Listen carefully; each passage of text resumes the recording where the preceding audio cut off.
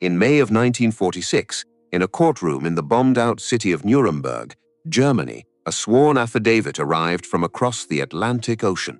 It was signed by a 5-star American admiral. It saved the life of a Nazi. The Nazi was Karl Dönitz, commander of the German U-boat fleet. He was on trial for, among other things, the crime of sinking merchant ships without warning. The admiral was Chester W. Nimitz, and what he swore under oath was that the United States Navy had been doing the exact same thing for 4 years in the Pacific Ocean on direct orders from Washington, from the very first hour of the very first day of the war. This is the story of how a war crime won the Pacific. The men who carried it out were the smallest, strangest branch of the United States Navy. Less than 2% of its sailors, more than half of its enemy's losses. And when they came home, most of them never spoke about it again. It begins on a Sunday morning in December of 1941. It is 7:48 in the morning at Pearl Harbor. The first wave of Japanese aircraft drops out of the clouds over the island of Oahu. 353 planes. Torpedo bombers skimming the water like cold knives. Dive bombers screaming down on Battleship Row. Within 7 minutes, the USS Arizona takes a 1,760-pound armor-piercing bomb through her forward magazine. The explosion lifts the bow of a 31,000-ton ship clear out of the water and breaks her in half. 1,177 men die before the second wave even arrives. By the time the last Japanese aircraft turns north for its carriers, 21 ships of the United States Pacific Fleet are sinking, burning, or shattered at their moorings. 8 battleships are hit. 4 go to the bottom of the harbor. 2,403 Americans are dead. The surface fleet that was supposed to fight Japan for control of the Pacific is now a graveyard of warped steel and oil-slicked water. But the Japanese pilots, racing back to their carriers with smoke trailing from a few wings, miss something. They miss it deliberately, in fact. Their attack plans, drawn up over months in the wardrooms of Admiral Yamamoto's staff, mark the submarine pier at the Pearl Harbor Navy Yard as a low-priority target. The submarines, they decide, do not matter. The submarines will not change the war, so they leave them alone.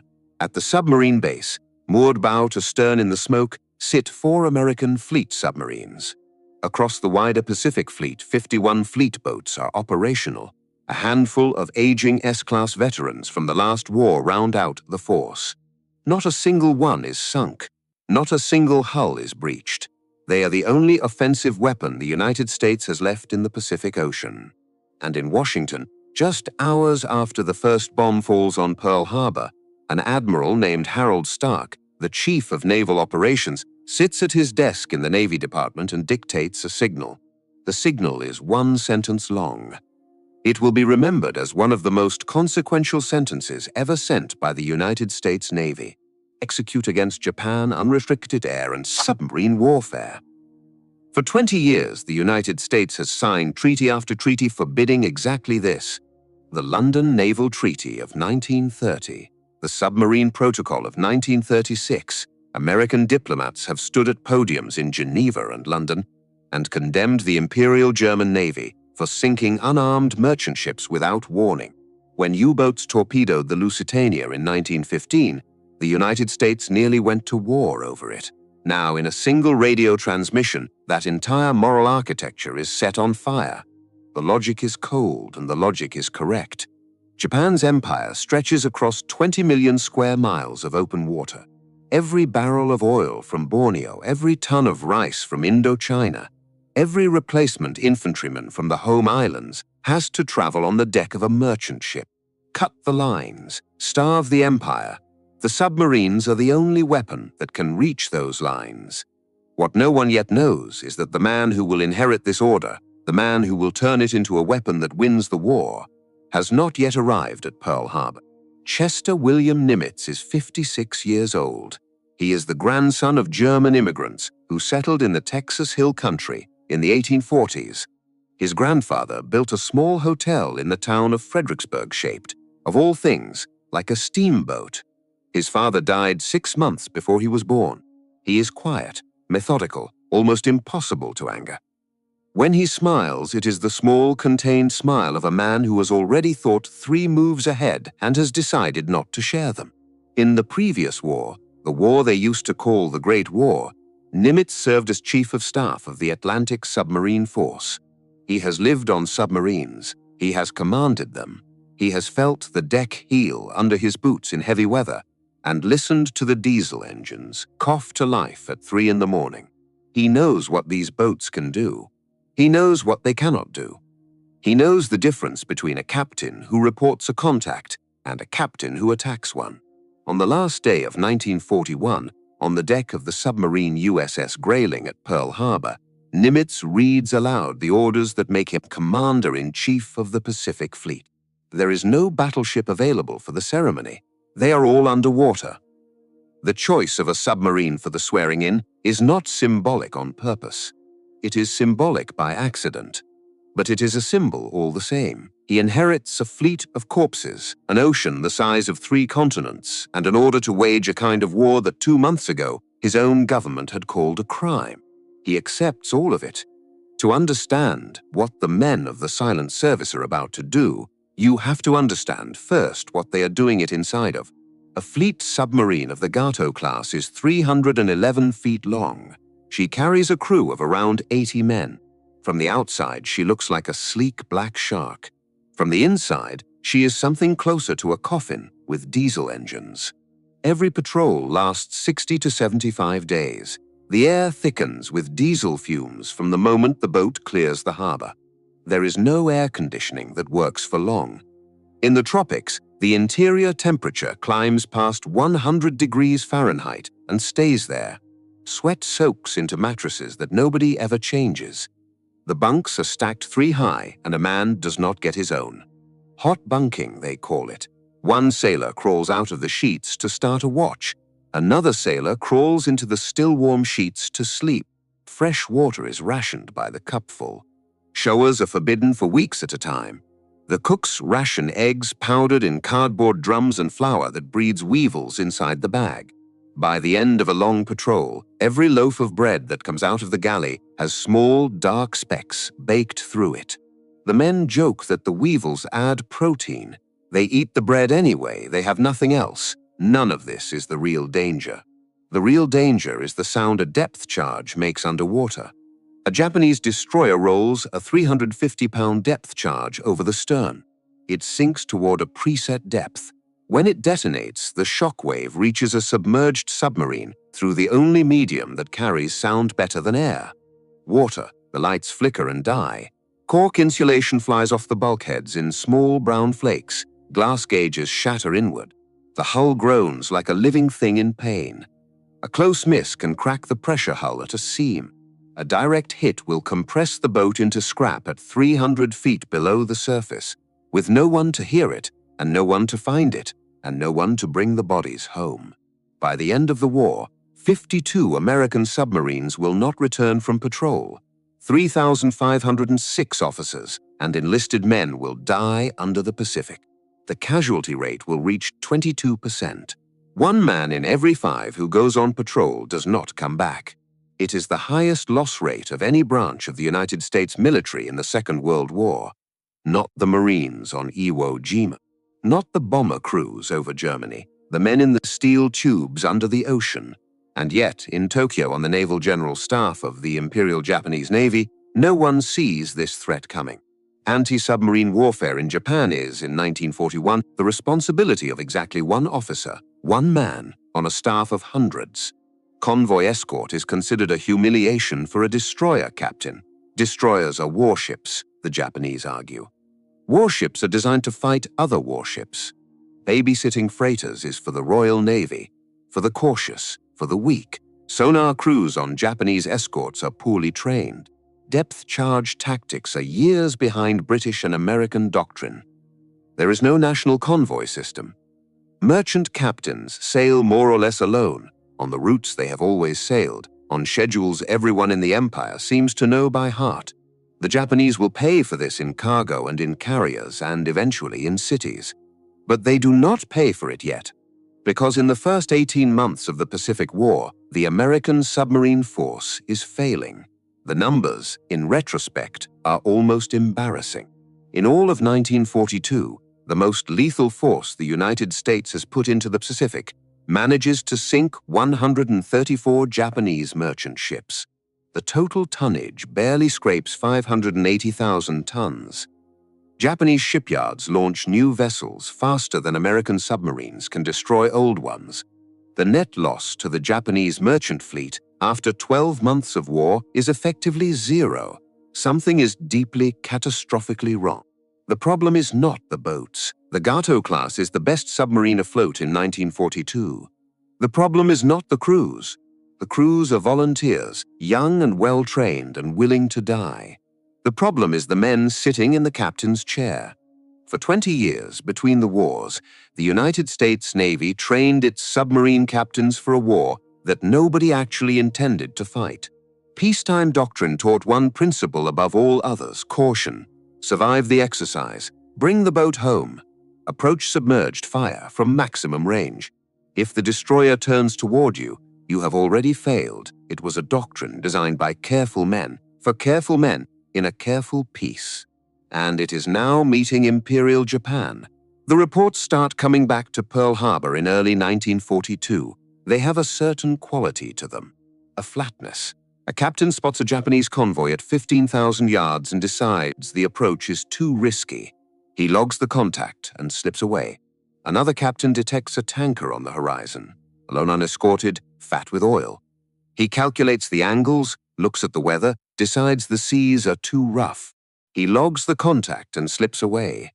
Patrol after patrol returns to Pearl Harbor with torpedoes still sealed in the tubes, untouched since the day the boat sailed. Inside the submarine force, the very structure of command does something dangerous.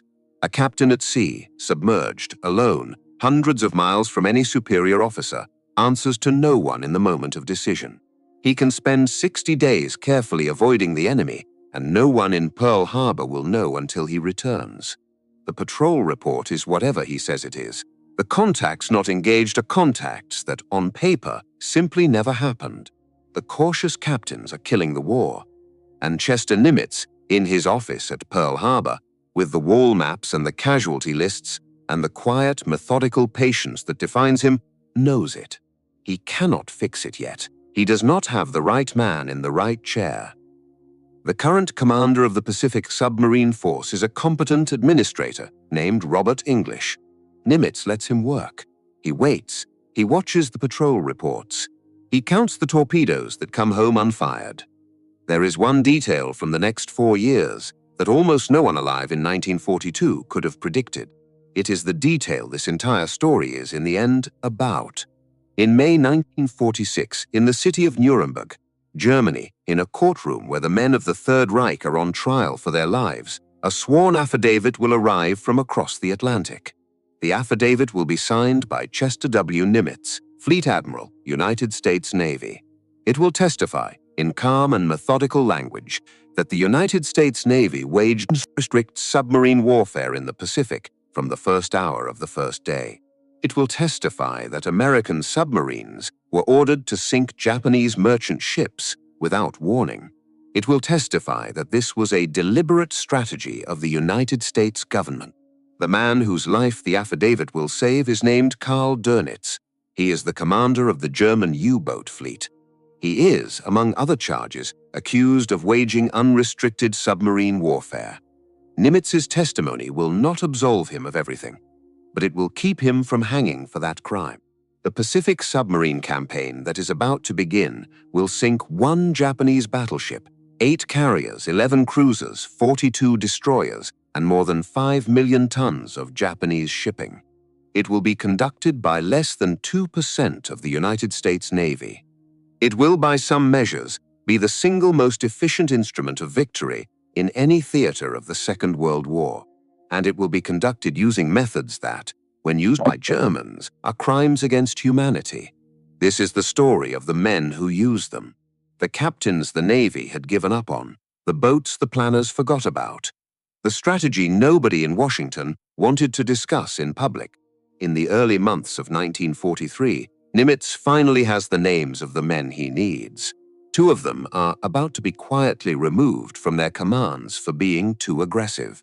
One of them is about to die in a plane crash over the California coast, opening up a job that will be inherited by a man named Charles Lockwood, and on a defective submarine that has just limped back from a third failed patrol, a 35-year-old lieutenant commander from Kentucky, with a slow drawl and a reputation for getting himself relieved of duty, is about to be handed the keys to a boat called the USS Wahoo. His name is Dudley Walker Morton. His friends call him Mush, and he is about to terrify both navies. Before we follow Mush Morton onto the deck of the USS Wahoo, we have to talk about a plane crash. On the morning of January 21, 1943, Rear Admiral Robert English boards a Pan American clipper at the Treasure Island Terminal in San Francisco. He is 55 years old. He is the current commander of the Pacific Submarine Force. He has been doing the job for almost a year, since the previous commander was killed in another plane crash 6 months earlier. The job is starting to feel cursed. He is flying west back to Pearl Harbor after a round of meetings in Washington. He never gets there. A few hours after takeoff, in heavy weather over Northern California, the clipper drifts off course and slams into the side of a mountain near Boggs Peak in Lake County. There are no survivors. The wreckage smolders in the rain for a day before search parties find it. English is identified by his uniform. 1,000 miles away in Brisbane, Australia, the news reaches a 52-year-old Vice Admiral named Charles Andrews Lockwood. Lockwood has been running the smaller submarine force in the Southwest Pacific. He is short, balding, blunt-spoken, and famously protective of his men. They call him Uncle Charlie. He has been waiting quietly for the larger command. Now it falls into his lap because another good man is dead on a hillside. He flies to Pearl Harbor in February. He inherits Robert English's office, Robert English's maps, and Robert English's problem. He inherits, in other words, a war that is not being won. Lockwood sits down with a captain named John Brown, a man known throughout the submarine service as Babe. Brown is a big, gentle, slow-spoon football star from the Annapolis class of 1914. He played tackle for Navy and never quite lost the build. He is now the Chief of Staff for training. He is, in Lockwood's words, the one man in the Pacific Fleet who has read every single patrol report submitted by every single submarine captain since the day Pearl Harbor burned. The two men spread the reports across the desk. There are stacks of them, hundreds. They are looking for one specific thing: aggression. Not paperwork, not seamanship, not crew morale, aggression. They circle the names that lack it. In the next 18 months, fully 1/3 of the commanding officers in the Pacific Submarine Force will be quietly removed from their boats. Some are transferred to desk jobs in Washington. Some are sent to training commands in the United States, where they will spend the rest of the war teaching young officers how to do a job they themselves never managed to do. The official paperwork is gentle. The unofficial reality is brutal. The Navy is firing its own captains by the dozen. But here is where the story turns, because Lockwood and Brown are about to discover that some of the men they have already condemned are not the problem. The problem is the torpedo. The Mark 14 torpedo is the standard offensive weapon of the United States submarine fleet. It is 21 inches in diameter, 20 feet long, and weighs over 3,000 pounds. It carries a 643-pound warhead of Torpex explosive, enough to break the back of a destroyer. It does not work. It runs an average of 11 feet deeper than the depth set on the gyroscope. Captains setting their fish for 10 feet, expecting a hit on the waterline of a Japanese tanker, watch them slide harmlessly under the keel into the open sea beyond. It is armed with a magnetic exploder, an experimental device meant to detonate the warhead in the magnetic field of a ship's hull, blowing the bottom out from below. The magnetic exploder does not work. It detonates prematurely, throwing up harmless geysers of seawater 50 yards short of the target. Or it does not detonate at all, and the torpedo continues on into the empty Pacific until its fuel runs out. It is also armed with a backup contact exploder designed to fire on impact. The contact exploder does not work either. When the torpedo strikes the side of an enemy ship at the perfect angle, perpendicular and dead center, the firing pin crushes against the housing instead of striking the primer. The torpedo bounces off with a hollow thud and sinks. Submarine captains, men who had risked their crews to set up textbook attacks, were watching their weapons fail one after another. They came home empty. Their patrol reports were dismissed as excuses. Their careers were quietly destroyed. When Lockwood and his predecessors brought the failures to the Bureau of Ordnance in Washington, a department known throughout the Navy by the four-letter acronym BUORD, the Bureau's response was a wall of stone. The torpedoes were fine, BUORD insisted. The captains were missing. The maintenance was sloppy. The exploders had been tested in peacetime exercises, and the exercises had gone beautifully. The exercises, it turned out, had been conducted with practice warheads. No live tests had ever been run. Lockwood goes to a conference of senior officers in Washington in the spring of 1943. He listens to the BUORD representatives explain, again, that the Mark 14 is performing as designed. When his turn to speak comes, he leans across the table. If the Bureau of Ordnance cannot provide us with torpedoes that will hit and explode, he says, then for God's sake, get the Bureau of Ships to design us a boat hook with which we can rip the plates off the side of a Japanese ship. The room is silent. He goes back to Pearl Harbor and does what no admiral has done before. He runs his own tests. He picks a stretch of sheltered water called Frenchman's Bay off the coast of Albany in Western Australia. There, he stretches a heavy fishing net underwater, set at a known depth. He has the submarine skipjack fire live Mark 14 torpedoes with dummy warheads through the net. Divers go down afterward and measure the holes. The torpedoes are running, on average, 11 feet too deep, exactly as the captains had been reporting for 18 months. The proof is undeniable. BUORD, embarrassed, finally begins to fix the depth control problem, then the magnetic exploder problem, then the contact exploder problem. Each fix takes months. The last of the three problems is not fully corrected until September 1943. Nearly 2 full years into the war, the standard American submarine torpedo finally works the way it was supposed to. Think about that. Think about the captains who had been called cowards. Think about the men who had been quietly fired from their commands, sent to desks in San Diego with reputations they could never repair. Some of them had not been cautious at all. Some of them had been doing everything right. The Navy had simply been giving them a weapon that was incapable of killing the enemy. History does not record their names with the same care it records the names of the men who came next. It records, instead, the name of Dudley Walker Morton. He is 35 years old in 1943. He was born in Owensboro, Kentucky, raised partly in Miami, and shaped by the United States Naval Academy class of 1930. He has the slow, easy drawl of a Southerner who is in no particular hurry to finish a sentence. His academy classmates gave him the nickname Mushmouth because of the way he spoke. It got shortened, the way nicknames do, to Mush. Mush Morton has, by the standards of the pre-war Navy, already failed. He commanded the old USSR-5, a small, obsolete submarine, for nearly 3 years before the war. When America entered the fight, he was given the USS Dolphin, a larger and newer boat.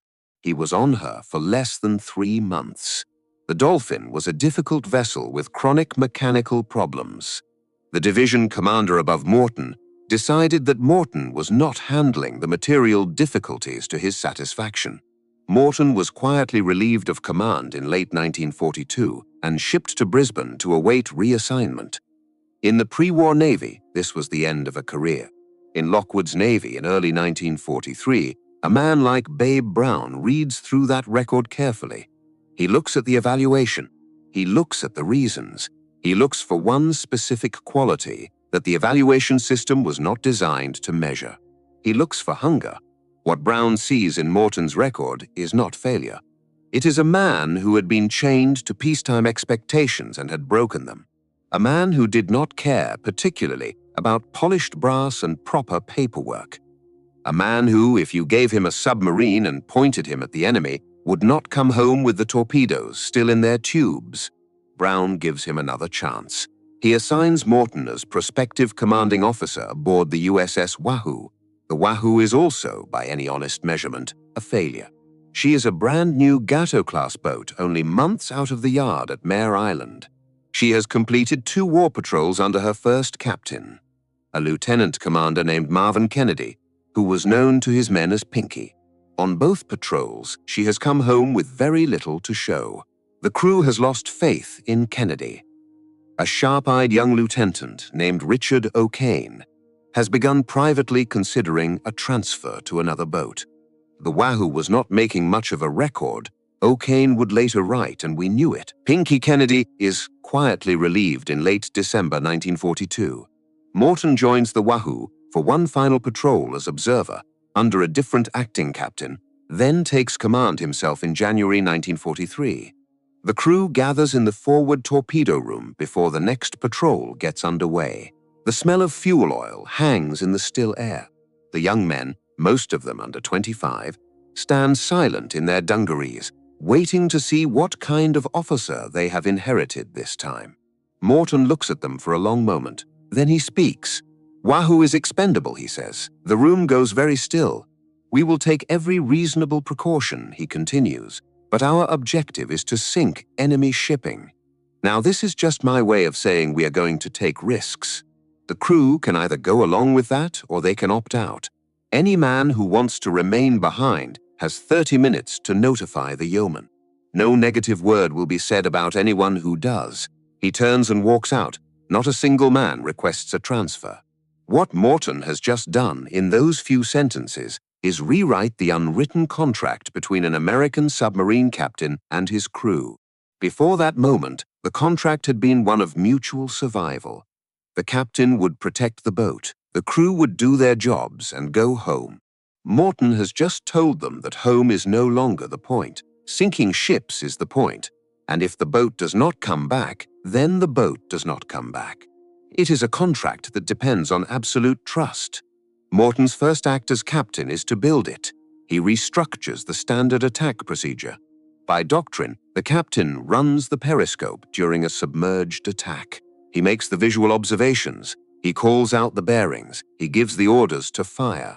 Morton refuses to do it. He puts his executive officer, Dick O'Kane, on the periscope instead. Morton himself stays back at the plot, listening to the numbers, calculating the angles, watching the geometry of the kill on a sheet of glass and a string of grease pencil marks. It is a complete inversion. The man trained to make the decision is now staring at the math. The man trained to take orders is now staring at the enemy. O'Kane is 31 years old. He is from Dover, New Hampshire. He's intense, fast-thinking, and almost unhumanly cool under pressure. Morton has just told him, in effect, "I am betting both our lives on your eyes." The patrol that comes next will become one of the most famous in American naval history. In late January 1943, the Wahoo is patrolling off the coast of New Guinea. Morton has been told, in his orders, to reconnoiter the Japanese harbor at Wewak, to look at it, to bring back information, not to enter it. Morton intends to enter it. The Wahoo has no detailed chart of Wewak. The Navy did not provide one. The captain stands in the wardroom and asks if any man on board has anything that might help. A motor machinist's mate steps forward with a cheap school atlas he had picked up in a bookshop in Brisbane. The pages are thin, the scale is wrong. The harbor is rendered as a small blue inlet, with no soundings, no markers, no warnings. Morton spreads the school atlas on the wardroom table and announces that this is the chart they will use. On the morning of January 24, 1943, the USS Wahoo, a 311-foot American fleet submarine, slips submerged into a Japanese naval anchorage, navigating from a children's geography book. Inside Wewak, through the periscope, O'Kane spots a Japanese destroyer at anchor. The destroyer, post-war records, suggest is a Shiratsuyu-class vessel named Harasami. Morton orders the approach. The Wahoo eases forward. But the destroyer's crew sees something, a feather of wake, a glint, and the destroyer hauls up its anchor, comes about, and charges directly at the submarine. What Morton does next was at the time considered unthinkable in the American submarine service. By the book, the response to a charging destroyer is to dive deep and run silent and pray. Morton does the opposite. He orders the Wahoo to stay at periscope depth. He aims his bow torpedo tubes directly at the oncoming bow of the destroyer. And as the destroyer closes the range, he begins firing torpedoes straight down its throat. The first torpedo misses. The second misses. The third torpedo hits. The Harrison staggers in the water. Smoke pours from her amidships. She lists, settles, and her bow goes deep into the sea. From the periscope, the crew can see Japanese sailors leaping into the water. For the rest of the war, Mush Morton would be credited with sinking that destroyer. Submarine sailors throughout the Pacific would tell and retell the story of the down-the-throat shot at Wewak. It became a kind of scripture in the silent service. The truth, as it emerged in the cold light of post-war analysis, is slightly more complicated. The Joint Army-Navy Assessment Committee, working from captured Japanese records after the war, was unable to confirm that any Japanese destroyer was sunk at Wewak on January 24, 1943. The Harrison appears in Japanese records as damaged in that engagement, repaired and lost, later in the war, in 1944, to American aircraft in the Philippines. What Morton actually did at Wewak was less than what the legend remembers. But what he did to the morale of the United States submarine force was incalculable. Word of the attack spread through the boats at Pearl Harbor like fire through dry grass. A captain had gone inside a Japanese harbor, had taken on a destroyer head-to-head, and had come out alive. The unwritten doctrine of caution shattered in that one patrol. 3 months later, in the spring of 1940, Mush Morton took the Wahoo into the Yellow Sea, between the Korean peninsula and the Chinese coast, into waters no American submarine had ever entered. In a single patrol of just over 3 weeks, he claimed to have sunk 9 Japanese merchant ships. Post-war analysis confirmed somewhat fewer, but the post-war analysis is beside the point. He had brought the war to the doorstep of Tokyo. Lockwood, in his office at Pearl Harbor, finally had what he had been hunting for. He had a killer, and the killer had a student. But there was a second weapon now coming into play, and it had nothing to do with torpedoes or torpedo depth or sleek black hulls in the water.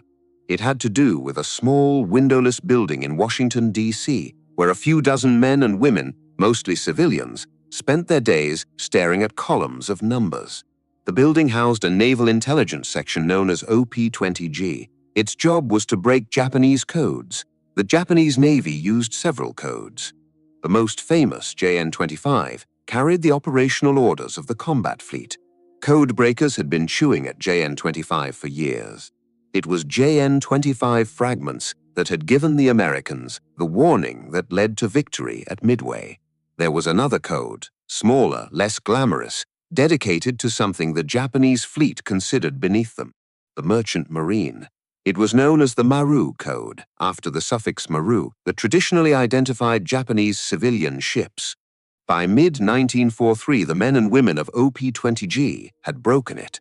What this meant, in practical terms, was that the United States Navy now knew, often within hours, the sailing schedules of every major Japanese convoy in the Pacific, the departure port, the destination, the route, the composition, the estimated speed of the slowest vessel, sometimes the names of the ships.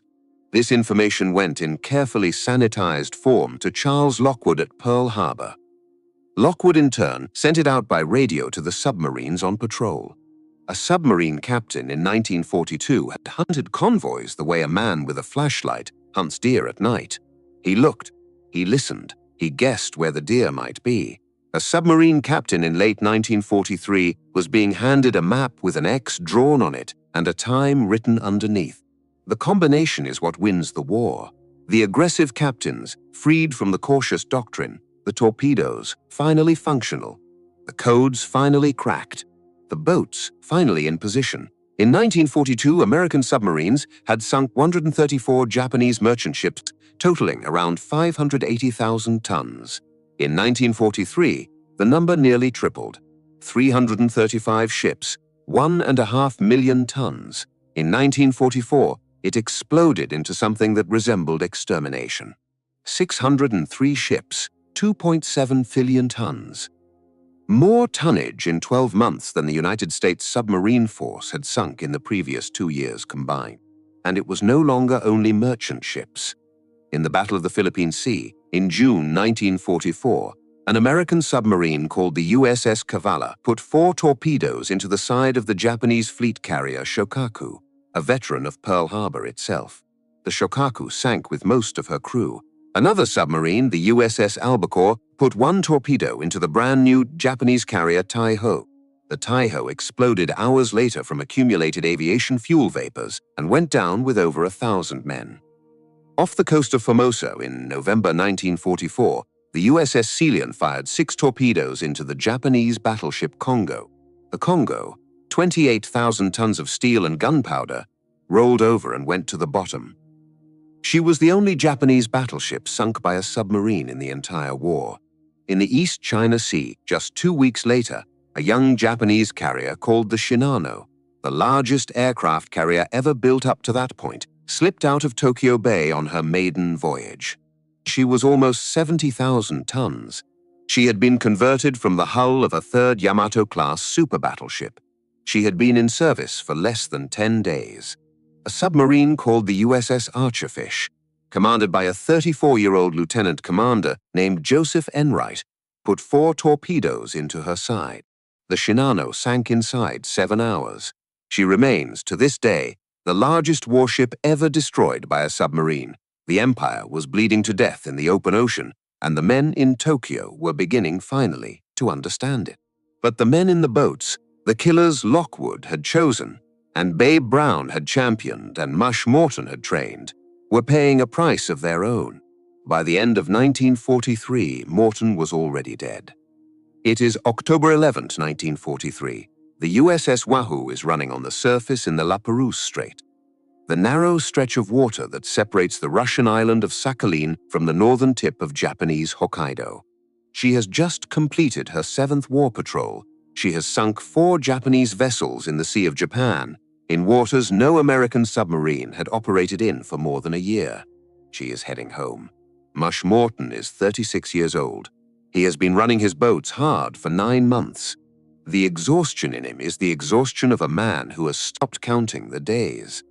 He is on the bridge, by some accounts, when a Japanese maritime patrol aircraft drops out of the low clouds. The Wahoo dives, but she dives too late. A bomb detonates close to her hull, then another, then another. Japanese patrol vessels summoned by the aircraft converge on the position and roll depth charges across the disturbed water until the disturbance stops. There are no survivors. All 80 men aboard the USS Wahoo go to the bottom of the strait. The wreck would lie there, undiscovered, for 63 years until Russian divers found her in 2006, lying on her side in 213 feet of water, her hull torn open behind the conning tower. When the news reaches Pearl Harbor, Charles Lockwood sits at his desk for a long time without speaking. He writes, in a private letter, the only kind of eulogy a submariner ever really gets. It just didn't seem possible that Morton and his fighting crew could be lost. I'd never have believed the Japs could be smart enough to get him. What Lockwood does not put on paper, what perhaps he cannot put on paper, is the thing every submarine commander in Pearl Harbor already knows. Mush Morton had been running on the surface in daylight in coastal waters, 200 miles from the Japanese home islands. He had been doing it for months. He had built a doctrine of aggression so total that his own caution had become a kind of foreign language to him. Wahoo is expendable, he had told the crew. He had meant it, and the crew had believed him. And on October 11, 1943, the contract that bound them all together came due. The student Morton had trained, Dick O'Kane, took everything he had learned aboard the Wahoo and refined it into something even more lethal. By the autumn of 1944, O'Kane was commanding the USS Tang.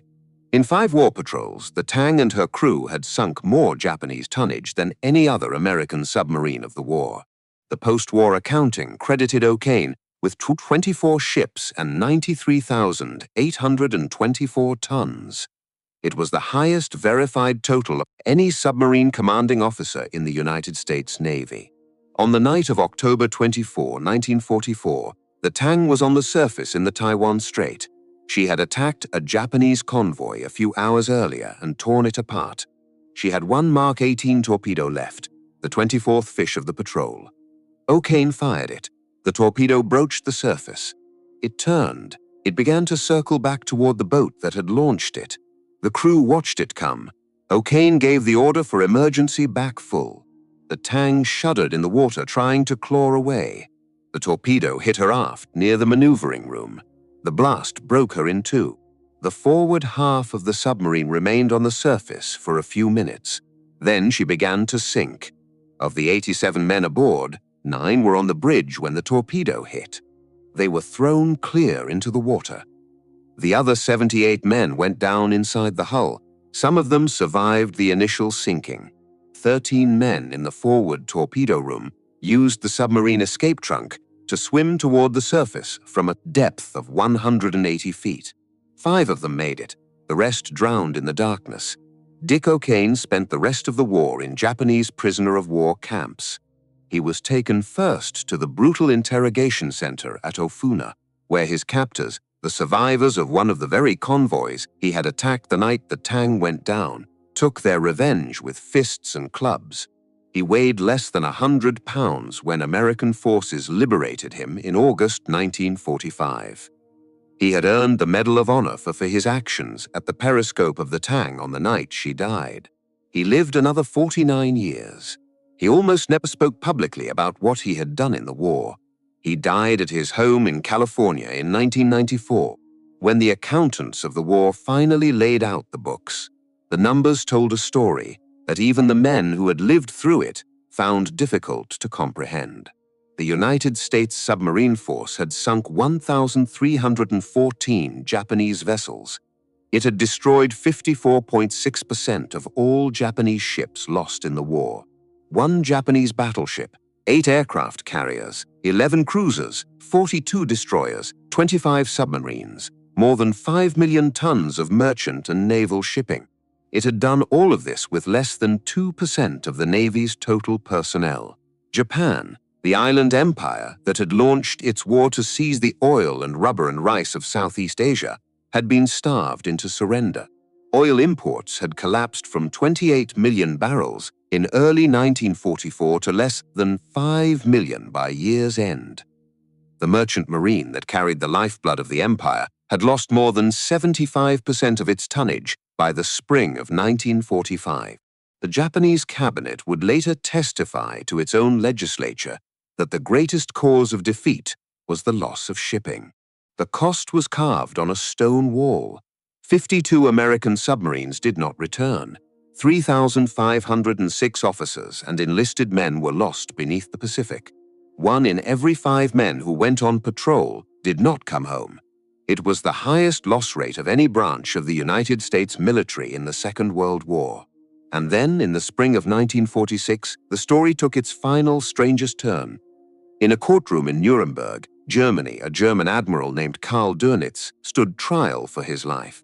Among the charges against him was the accusation that he had conducted unrestricted submarine warfare against Allied shipping.